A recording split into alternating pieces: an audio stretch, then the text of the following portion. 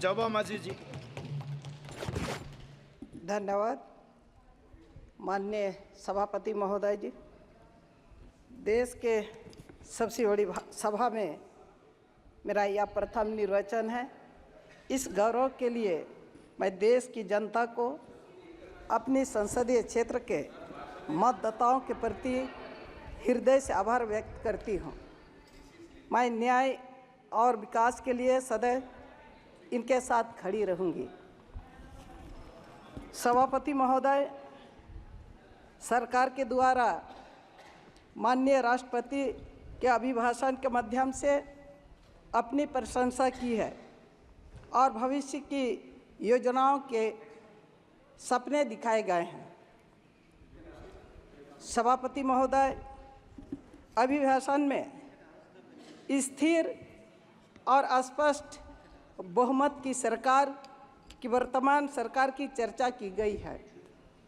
तकनीकी तौर पर सदन में सरकार को बहुमत तो प्राप्त है, परंतु जनता की नाराजगी स्पष्ट रूप से व्यक्त हुई है। आपके माध्यम से मेरा आग्रह होगा कि सरकार देश के मतदाताओं की भाषा को समझ ले, उनके अनुसार नीतियों अपने व्यवहार में परिवर्तन लाए। देश की बात करें, न्याय की बात करें। 18वीं लोकसभा के चुनावों की भाषा स्पष्ट है। स्थिर और स्पष्ट बहुमत की सरकार ये नहीं है।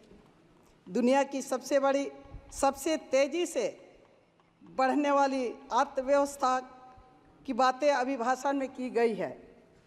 2014 में 11वां स्थान से 2024 में 5वें स्थान पर आ चुकी है। लक्ष्य तीसरी स्थान पर लाने का है। मैं झारखंड के कोल्हान क्षेत्र का प्रतिनिधित्व करती हूँ, जो जनजातीय बहुल क्षेत्र है। इन आंकड़ों का मुझे पता नहीं, परंतु अपने क्षेत्र में आय के साधन, गरीबी, बेरोजगारी, बीमारी को देखकर यही लगता है कि अर्थव्यवस्था का समता मूल्य न्यायपूर्ण बंटवारे पर अभी हमें और बहुत कुछ करने की आवश्यकता है। महोदय, सरकार ने बीते 10 वर्षों में 4 करोड़ पीएम आवास का वितरण किया है। महोदय, मैं आपके माध्यम से सरकार का ध्यान आकृष्ट करना चाहती हूँ। झारखंड जैसे पिछड़े जनजातीय बहुल राज्य में प्रधानमंत्री आवास योजना नहीं दिया गया महोदय। 3 वर्षों से राज्य सरकार के द्वारा अपने सीमित संसाधनों में अब वो आवास की योजना चलाई जा रही है, जो राज्य की आवश्यकता से कमी है, काफ़ी कमी है। महोदय, सरकार के द्वारा मुफ्त राशन गैस सिलेंडर योजना के दावा अभिभाषण में किए गए हैं। मैं पुनः आपके माध्यम से सरकार का ध्यान आकृष्ट करना चाहती हूँ कि देश के बहुत बड़े क्षेत्र में, सुदूर क्षेत्रों में, जनजातीय क्षेत्रों में इस योजना का लाभ वाहनों को नहीं मिला है। महोदय, इसके लिए सरकार को और प्रयास करने होंगे। अध्यक्ष महोदय, सभापति महोदय, श्रम शक्ति के नाम पर मेरे राज्य झारखंड के श्रमिकों का पलायन, शोषण अनवरत जारी है। गरीब अपने अधिकारियों से अभिज्ञान खान मजदूरों, दूसरों प्रदेशों में जाकर काम करने वाले श्रमिकों को अनकरण, छटनी, बेरोजगारी, बीमारी से जब तक नहीं बचा पाएंगे, उनका सम्मान की बात करना बेमानी होगा। महोदय, इसी तरह से युवाओं के लिए भविष्य के साथ सरकार की विसन्नता खतरे में है।